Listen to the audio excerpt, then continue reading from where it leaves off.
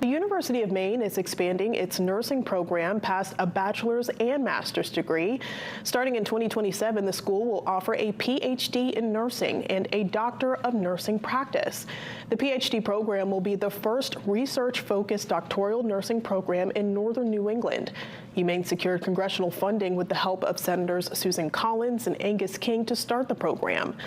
Officials say they hope the new degrees will help students be more prepared to serve Maine communities in a shrinking healthcare climate. The degree, the DNP, really elevates the educational experience so that these nurse practitioners are well positioned to be healthcare leaders, to engage in policy work, and to take the evidence that is being developed for best practices and implement it into their clinical practice. We are in an absolute critical nursing shortage, faculty shortage, and here in the state of Maine, the rural workforce is really starting to see that crunch of that strain.